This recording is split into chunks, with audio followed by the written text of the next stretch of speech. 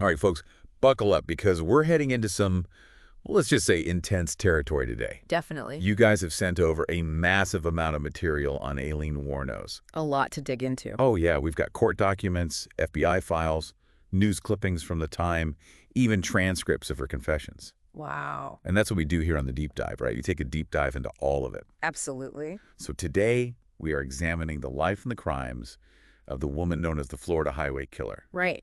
But more importantly, I think, we really want to get beyond the label and try to understand the woman, behind the headlines. Yeah, I mean, it's a fascinating case study, right? I mean, was Aileen Wuornos this cold-blooded killer, like how she's often portrayed? Or was she, as some people argue, a victim herself, driven to these really extreme acts? Right. And to answer that, we got to go back to the beginning. Yeah. Aileen Carol Wuornos, born Aileen Pittman, entered the world on a leap day, February 29th, 1956.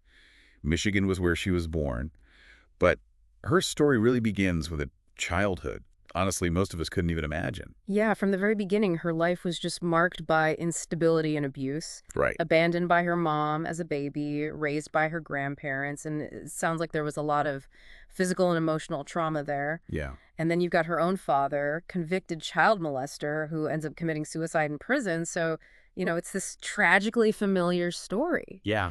When you look at the histories of people who turn to violence later in life, this kind of stuff comes up again and again. It's heartbreaking when you read about some of this stuff. Yeah. Our sources indicate that by age 11 years old, Wuornos is already trading sex for, just basic necessities. Yeah. Money, alcohol, cigarettes. She gives birth at 14. Oh, my gosh. Child's put up for adoption, and then she's kicked out of her home, left to, I guess, navigate the world by herself, and it ends up hitchhiking across the country. Yeah, and I think it's really important for us to remember that and not to excuse her actions later, but just to provide context, right?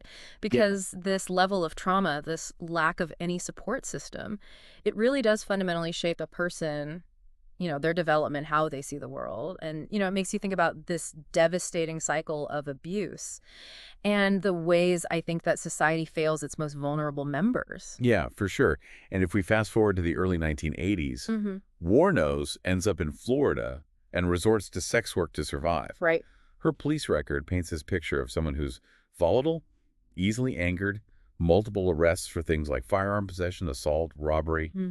And the police reports constantly highlight her poor attitude. Right. But then something that, at least on the surface, seems significant happens. Okay. She meets Tyria Moore in 1986, and they start a romantic relationship. And this ends up being a turning point. Okay. Not just for her emotionally, but also for the investigation that eventually leads to her being caught. Right. And from the police reports, we see that they were selling stolen goods at pawn shops together. Yeah. And it's this trail of evidence that eventually leads the police right to her. Precisely. One of the victims, Richard Mallory, had some items stolen from his car. Right. And those items were traced back to a pawn shop where she had sold them. And get this, her thumbprint was found on a receipt. Oh, wow. And that became like the thread that unraveled everything. And so between late 1989 and 1990, the bodies of 7 middle-aged men are discovered in Central Florida, Yeah. all with these chilling similarities. Yeah. They've been robbed, shot to death, and their cars were stolen. Richard Mallory, unfortunately, he was the first. Right, and Wuornos would go on to maintain that she acted in self-defense in each of these cases, but the inconsistencies in her accounts and the contradictions became a major, major issue throughout her trial. Yeah. So let's talk about the victims for a second. Okay. You provided us with some, detailed information on each man, their background, the circumstances surrounding their deaths.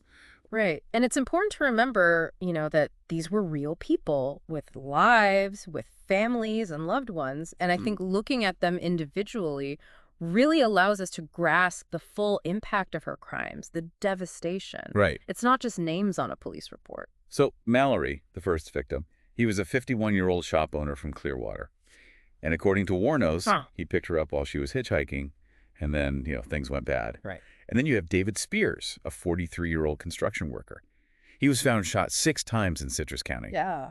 Charles Carskadden, a 40-year-old rodeo worker, met a similar end in Pasco County, shot 9 times. It's tough to hear this stuff, but it's important. It is. The body of Troy Burris, a 50-year-old salesman, was found, and he was already decomposing in Marion County. Right. In the same county, Charles Dick Humphreys, a retired Air Force major and former police chief, was discovered with multiple gunshot wounds. And there's Peter Seams, who was 65 years old when he disappeared. Yeah, his car was found, but they never did locate his body. Yeah. And what's interesting is that there were witnesses who reported seeing two women near Seams's car around the time he disappeared. Huh. So that adds another layer to all of this. Finally, there was Walter Antonio, a 62-year-old truck driver. He was found partially clothed and shot 4 times in Dixie County, his car later turning up in Brevard County. So when you look at all of this... It's striking, right? You see this pattern of middle-aged white men targeted, it seems, totally at random, their valuables stolen, and their lives cut short. And it's this pattern, along with the physical evidence, that really built the case against her. But then the investigation takes a turn when Tyria Moore, who's, with Wuornos, starts to get suspicious and decides to leave Florida and heads up to Pennsylvania. Right, and this is where the police, they use a pretty strategic tactic. Yeah. I mean, some people might even call it controversial, but they find Moore, and knowing about her relationship with Wuornos, they basically use her to get a confession. And it works. Wuornos is eventually caught at a biker bar in Harbor Oaks. And you actually sent over the transcripts of the recorded phone calls between Wuornos and Moore, which were being orchestrated by the police. Yeah, those were something else. I mean, those transcripts are fascinating because they give you this glimpse into her mental state at the time. You hear the desperation to protect Moore, the anger at being caught, but also just this unwavering conviction that what she did was justified. It's all right there in those words. So the trial itself is where things get really legally complicated. Wuornos was charged with first-degree murder for the death of Richard Mallory. And the prosecution used what's called the Williams Rule to bring in evidence from the other murders, even though she wasn't on trial for those at the time. Right. But this was their strategy to try to establish a pattern of behavior, a motive. And her confession is a huge piece of the puzzle here, right? Absolutely. Initially, she claimed self-defense, saying that Mallory tried to rob and rape her. But as time goes on, her story starts evolving, and new details come to light. And what's important here is how Wuornos was acting during that first confession. She was really calm, almost detached, and that was a big deal for the defense. Oh, really? Oh, yeah. They argued that she was coerced, that she wasn't in her right mind, that she didn't understand what she was confessing to. They even questioned whether she was competent to stand trial. Wow. And then to make matters even more dramatic, Wuornos decides to testify against her own lawyer's advice. Yeah. She sticks to her self-defense claims, but she starts to become more agitated, erratic, especially under cross-examination. And that definitely played a role in how the jury saw her. The prosecution really successfully painted this picture of her as a callous, calculating killer. And on the other side, the defense, they really struggled to get any sympathy for a woman whose own words and actions seemed to contradict everything they were saying about her being a victim. And ultimately, the jury finds Wuornos guilty on all counts. Yeah. Which then leads to the penalty phase of the trial, where they now have to decide between life in prison and the death penalty. And that's where the psychological evaluations became so important. Oh, yeah. The prosecution's expert diagnosed Wuornos with borderline and antisocial personality disorder. Right. But said that she was mentally competent to stand trial. Oh, wow. And then you have the defense, who came back with a totally different story. Yeah. They argued that her personality disorder stemmed directly from all the years of abuse and neglect that she had suffered. Wow. So it's a real battle of the minds. Oh, absolutely. A clash of ideologies. Both sides had their evidence, and the jury was left with this almost impossible task of figuring out what was nature versus nurture. Like, how much of who she became was because of her awful upbringing, and how much was because of the choices she made. Yeah, and that was the question the jury really had to wrestle with, and their decision, their recommendation for the death penalty really says something. Yeah. It suggests that, yeah, they knew she had a tough life, but ultimately the seriousness of those crimes and the fact that she didn't seem to feel sorry for what she did, those things outweighed everything else. And it's interesting that during the trial, the prosecution brought in witnesses who disagreed with Wuornos' claims about her childhood being all abuse. Oh, yeah, absolutely. And family members gave, well, let's say a more complicated picture. Okay. They said, yeah, her father was troubled, and her grandfather, he could be strict, but there were times when things seemed a bit more stable. Man, I don't know how I would have felt if I was on that jury. I know, right? Trying to figure out what was true about her childhood. Yeah, trying to separate truth from lies, especially with all the emotions involved. It just goes to show how hard it is to rely on memories, and what people say happened, especially when it comes to stuff that happened so long ago. Yeah, for sure. And in the end, The jury's recommendation for the death penalty, it was unanimous. They listed 5 things that made her crimes worse. What were they? Okay, so there was the fact that she already had a felony on her record that involved violence. Then there was the fact she murdered someone while robbing them, that she did it to avoid getting caught, that the murders were especially cruel, and that they were planned out in advance. Wow, that's a lot to put on one person. It is, and they only found one thing that made her case less severe: her borderline personality disorder. So even though they agreed that she had mental health issues, it wasn't enough to keep her from getting the death penalty. Yeah, and even the judge, when he upheld the jury's recommendation, he mentioned some other things that made her life difficult, like her father and grandfather committing suicide, her mother abandoning her, and the possibility that she had been abused. But even with all that, he still sentenced her to death. It just goes to show you it's never simple, right? Definitely not. There are always so many layers to these kinds of stories, and this one's got a whole bunch of twists and turns. And then it didn't even end there, right? After the trial, things got even crazier. Oh, tell me about it. You included these news articles about how Tyria Moore and even some of the detectives who worked on the case were signing book deals and movie rights, basically cashing in on the whole thing. Yeah, it makes you wonder, right? Like, were they being honest, or were they just trying to make a buck off of this tragedy? Yeah, and you can't forget how the media just ate it up. It was a feeding frenzy, and I think it definitely affected how the public saw Aileen Wuornos. And then, to make things even more complicated, it turns out that Richard Mallory, Wuornos' first victim, had a previous conviction for sexual assault. Oh, yeah, that was huge. And they never told the defense about it during the trial. Seriously. Yeah, if they had known about that, it could have completely changed how they presented her self-defense argument. That's messed up. It really makes you think about the whole idea of a fair trial, you know? How can someone get a fair shake when the system itself is hiding important information? You're preaching to the choir. And then, as if things couldn't get any more intense, Wuornos' mental state, it just kept getting worse. She fired a bunch of her lawyers, and then, get this, she was adopted by a woman named Aileen Wuornos, who later admitted that she was making money off of her connection to Wuornos. Wow, so basically everyone was trying to profit off her story. It's really sad, you know? It just shows you how messed up things can get when you have this kind of fame, even if it comes from such a dark place. It's like everyone was looking for their 15 minutes. Right, and meanwhile, Wuornos is sitting on death row, completely at the mercy of this media circus. It's a lot to process. It is. But then it seems like, at some point, Wuornos just kind of accepted what was going to happen. She pleaded no contest or guilty to all the other murders, saying she wanted to, quote, get right with God, and ended up with 6 death sentences in total. Yeah, it's hard to know what was really going through her mind at that point. Was she truly owning up to what she did? Or was she just trying to take back some control in this whole crazy situation? Or was it just her mental state deteriorating even further? We'll never really know for sure. Yeah, I mean, you've got all these legal experts, these amateur detectives. Everyone has their own theories. It's a question that has been debated for decades, and I don't think we'll ever really know the answer. But despite what seemed like acceptance, Wuornos actually didn't give up on trying to appeal her convictions and sentences. Really? Yeah, she argued that she had bad lawyers and kept bringing up concerns about whether she was mentally fit to stand trial in the first place. Did any of that work? Unfortunately for her, no. The courts didn't see any strong reason to overturn the guilty verdict or to give her a new trial. Man, that's rough. It was, but the fight didn't end there. A group from Ohio, they actually filed a next friend motion to try to stop the execution. What's a next friend motion? I've never even heard of that. It's basically a way for someone else to step in and act on behalf of a person who they believe can't act for themselves. They argued that Wuornos wasn't mentally competent to be executed. That's really interesting, but it didn't work, did it?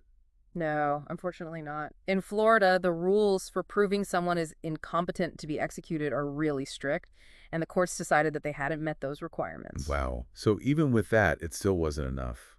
It really shows you how high the bar is in these kinds of cases. It does, but then even Governor Jeb Bush got involved, right? He did. He ordered a competency evaluation just to be sure, but the results were the same as before. Wuornos was deemed competent to be executed. That must have been the final nail in the coffin. It pretty much was, and it was a big deal because it showed that the state was doing things by the book, making sure Wuornos understood what was happening and that she was legally able to be executed. So that was it then? Pretty much, yeah. On October 9th, 2002, Aileen Wuornos was executed by lethal injection. And her last statement, it was this wild mix of stuff about the movie Independence Day and some strange promise that she would return. Really? Yeah, it was a bizarre end to a life that was, well, filled with trauma, violence, and a level of media attention you just don't see very often. It's like something out of a movie. Exactly. And her last words, much like her life and trial, were this weird mix of defiance, delusion, and this feeling that the trauma she experienced was never really dealt with. Wow. But there's one more twist to this story. Remember those FBI files you gave us? Yeah. Well, there were some hints in there about a possible connection between Wuornos and another unsolved murder case, the case of James Weston Chambers. Oh, wow. I remember that. This is where things got really unexpected. Right. What happened? So in 2007, 5 years after Wuornos was executed, the FBI was asked to take another look at the Chambers case, which actually happened back in 1984. Okay. They wanted to see if there were any similarities to Wuornos' crimes. Because, you see, Chambers was found shot to death in his car, and some investigators saw some parallels to the way Wuornos operated. Yeah, it seemed like even after she was gone, her case was still casting a shadow. Exactly, and the FBI, they took this seriously, you know? They did a thorough analysis comparing witness statements, crime scene evidence, everything they had on both cases. They even looked back at the interviews with Wuornos from when she was on death row. So what did they find? Was there a link?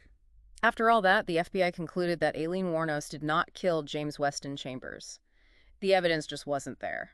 Well, that's a relief, in a way, but it's still sad, you know? It is. It doesn't bring Chambers back. It just goes to show you how much Wuornos' case captured people's imaginations, you know? It really does. Even years later, any unsolved murder, even ones that happened before her known crimes, people wondered if she was somehow involved. Right, like she became this almost mythical figure. Exactly, and I think it's because her case challenged the way people thought about women who commit violent crimes. That's a good point. It was like people didn't know what to do with it.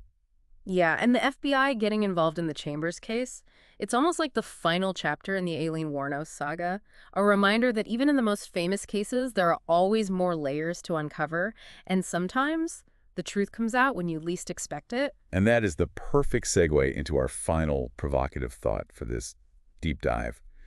We've spent all this time, exploring her life, her crimes, the trial, even the execution. Yeah. But there's this one question that I just can't shake, this sort of haunting what if. Right, like this what if that gets to the heart of it all. What if things had been different? What if, I don't know, what if that cycle of abuse, just violence that she experienced her whole life, what if it could have been stopped somehow? What if she had gotten the help she clearly needed, not just as a kid, but all along the way? Yeah. What if someone had listened to her, really heard those cries for help, even if they were, well, kind of messed up? Yeah, it just makes you think about all the missed opportunities, right? Like, what if someone had stepped in, offered support?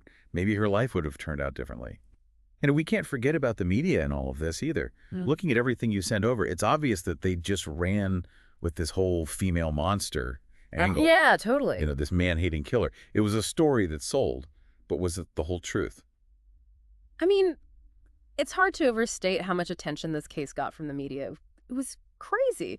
And it makes you wonder how much of what people believed about Aileen Wuornos was because of those sensationalized headlines, those TV movies. It's easy to get caught up in the spectacle, to just see the monster, but the stuff you sent paints a much more complicated picture. It does. This is a woman who's deeply affected by everything she went through. Exactly. And yeah, it doesn't excuse what she did, but it does give you some context. To really understand why she did these horrible things, you have to look at the whole picture. The abandonment, the abuse, the exploitation, and all that, it started when she was just a kid. That kind of stuff, it stays with you. Absolutely. And it often shows up in ways that people have a hard time understanding, It makes you question the systems we have in place or that we should have to protect people like her. Right, like where were the safety nets? And you mentioned earlier the ethical stuff, too, with witnesses profiting off their stories, the hidden evidence about Mallory. All of that just makes you question how fair the trial really was. How can we talk about justice when the system designed to deliver it is so flawed? It's a tough pill to swallow, right? We want to believe in the legal system, but the Wuornos case shows us how imperfect it really is, how easily things can go wrong, even in a case about life and death. And those are the highest stakes there are, but there's always the chance for mistakes, for biases, for the system itself to just break down. So where does that leave us?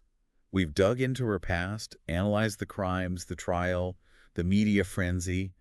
What do we take away from all of this? What do Yeah. we do with all this information, these mixed emotions? I think it reminds us that there's always more to the story than we see on the surface. Aileen Wuornos, with all her problems and the terrible things she did, she was a human being, shaped by unimaginable trauma. It's not just about whether she was guilty or innocent. It's about facing some really uncomfortable truths about our justice system, our social safety nets, and how we understand mental illness. Yeah, it's a lot, and it definitely makes you feel, I don't know, sad for what could have been, Yeah, and maybe even a little responsible. exactly. What can we do as people, as a society, to fix these problems? How do we make sure that people who need help are heard, that the cycle of abuse and violence is broken? That's what I keep coming back to. Those are good questions, and ones we should all be asking ourselves. This deep dive has been, well, intense to say the least, but important. It's given us a lot to think about. The complexities of the justice system, how childhood trauma can affect people their whole lives, and the responsibility we all have to care for those who need it most. And on that note, folks, thanks for joining us on this deep dive. It's been, well, something else. We'll see you next time, right here on The Deep Dive.